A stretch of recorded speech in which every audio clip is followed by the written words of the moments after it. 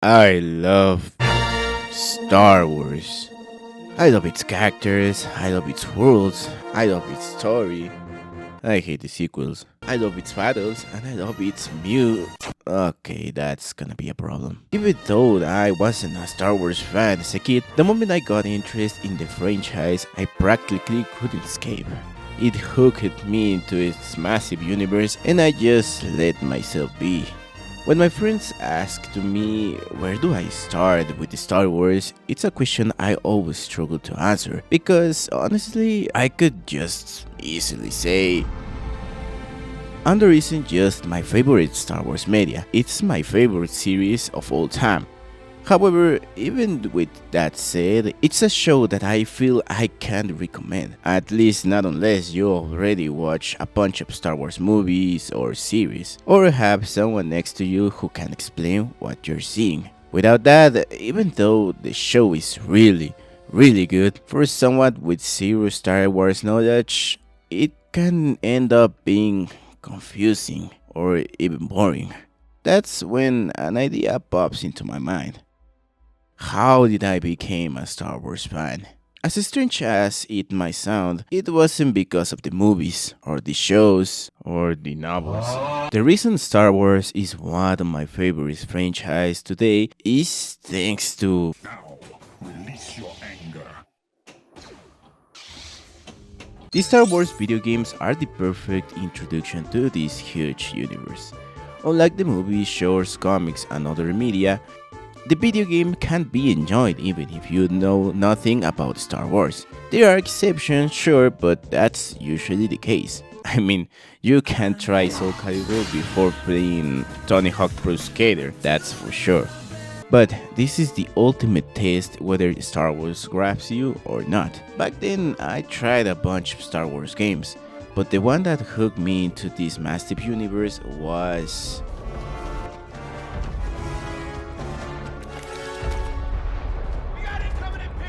Now, the game may look pretty and all, but this game is bullshit. Even though the gameplay is cool, it launched with no single player mode, empty of content, with DLC planned even before the game release, and nowadays it's unplayable because it's dead. This game is big anti-consumerism.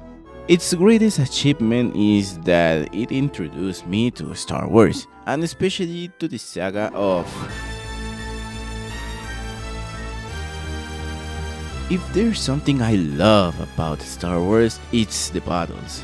And no other video game saga captures how spectacular these fights are better than Battlefront, a game that puts you in the boots of just another soldier in this vast universe, becoming part of a legendary scale fight. And even though every Battlefront shines in different ways, the eternal debate about which one is the best comes down to Battlefront 2 and Battlefront 2.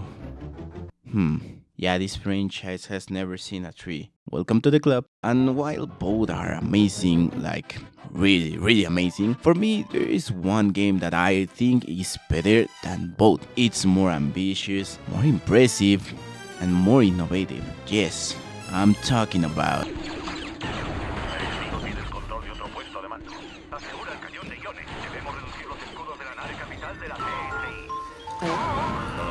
I can explain. Alright, look, I know it sounds like I'm smoking crack, but hear me out. Star Wars Elite Squadron has the best of both Battlefronts 2, and even more. Even though it looks like I'm trying to describe Battlefront while I'm walking around like this, and the AI doesn't really live up to the I part, and the controls are ass, and the camera control is practically non-existent. So the game uses the ancient, legendary, and never properly implemented lock-on system. It locks onto the enemy for you, which is, let's say, helpful at best. Yeah, I should probably change that. Because of its obvious limitations, you really shouldn't judge it. Sure, in those important aspects, it is worse than its counterparts. But this game has one feature, one mod to be specific, that if a hypothetical Battlefront 3 ever happened, I'd want it to have this. Which, fun fact, wasn't too far from happening actually. but we'll talk about that later. Even though the other Battlefronts are great, I think they both fail in something very important. They don't know how to combine ground combat with space combat. Both work fine separately and both appear in the games, but also never together in one mode. On the ground, X-Wings only work as air support, and in the space battles you can't leave your ship. And while both modes stand strong on their own, I think there will always be a preference for ground battles, leaving space battles a bit abandoned, which is ironic because Star Wars stands out for combining both. Now, what if I told you that I got a job? Obviously, you wouldn't believe me. Well, I guess you'd react the same way if I told you that in this crappy PSP game you can take your ground battle into space in real time. Kinda. Unlike the other Battlefronts I mentioned, this one almost perfectly combines ground combat with space combat. When you can hop on into a ship and zoom, the transition isn't totally smooth since it relies on a cinematic so the poor PSP doesn't explode into oblivion. But dude, the fucking Switch 2 can even run out and ring properly without losing 2 years of battery, and this beast, despite all its limitations, pulled off this technical miracle.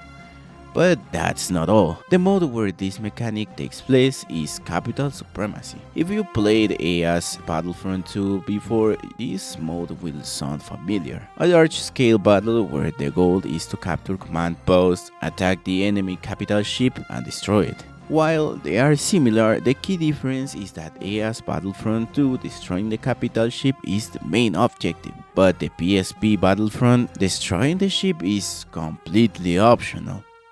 Let's do a little comparison to explain how this is possible.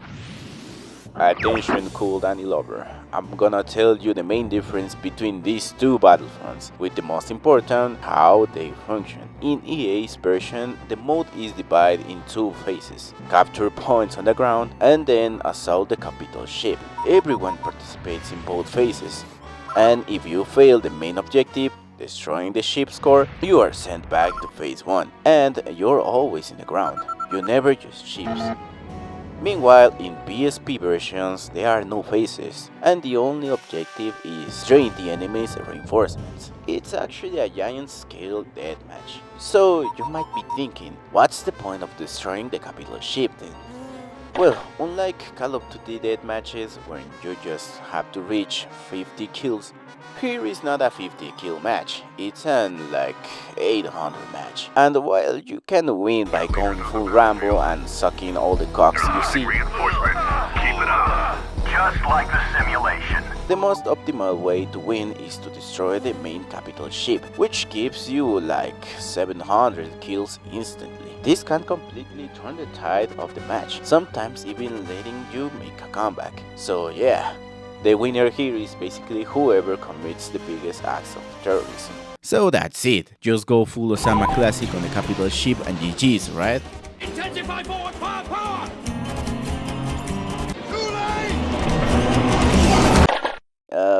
Not quite. Even though it's optional, it still requires a process and a coordinated attack.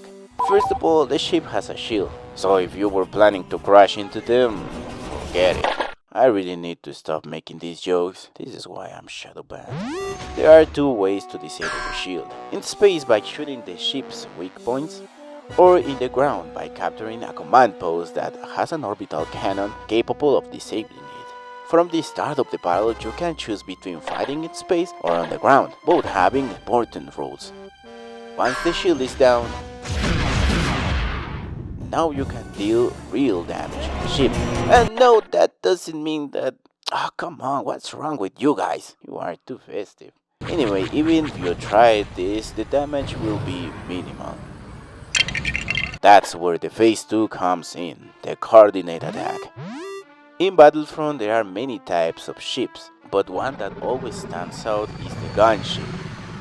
Normally this ship in the games doesn't have much use beyond transportation and air support. In some Battlefront it only appears in cutscenes, but here it has a special feature. It can be used as a spawn point. If you want to surprise an enemy command post on the ground, you can take a gunship and invade it. As long as the ship doesn't get destroyed, your whole team can keep spawning there. So this is the plan. Grab a gunship, take it to the capital ship, and while the other X-Wings defend it, make sure it arrives with as little damage as possible. Once inside, you can use your gunship as a spawn point. Your objective is the core. Since you can't capture command posts inside the command ship, it's all or nothing in this final attack. Ben Kenobi se ha sumado a la batalla.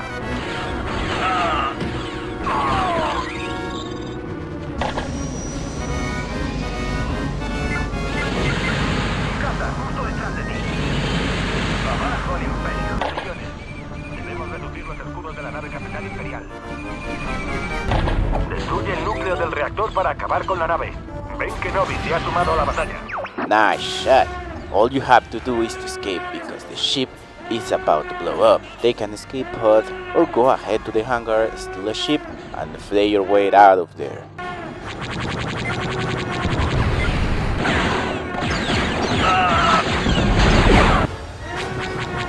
Hemos inutilizado sus motores. Esa nave capital va a explotar. Abandona la nave.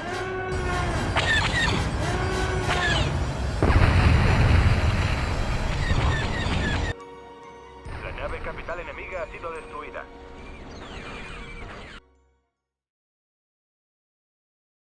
Now, yeah, I know, this all sounded epic, but when I said coordinated attack, I wasn't being that serious because the CPU is so stupid that you can pretty much do all this by your own. What really impressed me is how much you can do and how many things can happen in the match despite the objective being something as simple as a kill count. Combining this mode with Galactic Conquest, a straight large-scale mode where the goal is, well, conquering the galaxy, and you got hours and hours of fun.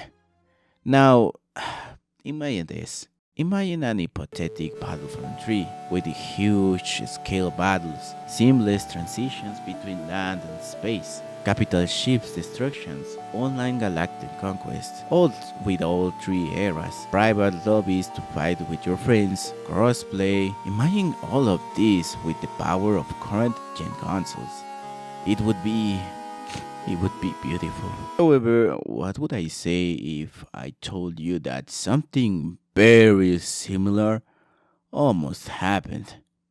After the release of a second Battlefront and after its success, Pandemic Studios was already working on the next entry. It would be revolutionary, taking advantage of the new generation, the PS3, Xbox 360, and the Wii for some reason, to create the ultimate Battlefront experience.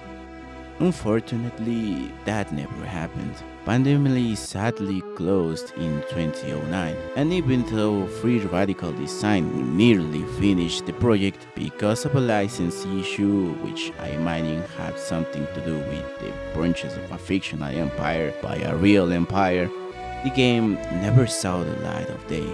However, with the community effort and some external help, the Wii version of all versions of the Battlefront 3 was found, and to everyone's surprise, it was almost complete. It had many improvements over the previous Battlefront, the biggest one being that you could go from land to space. Wait a fucking minute, this game is actually Battlefront 3. It seems not everything was scrapped, and the leftovers were used to create the PSP Battlefront, since it shares the same story and ideas that were once planted for the now very dead cancel entry. When I said at the start of the video that I wished the next Battlefront would be like this one, it wasn't just because it would be genuinely cool, but also because this game is the closest we have ever gotten to a real Battlefront 3.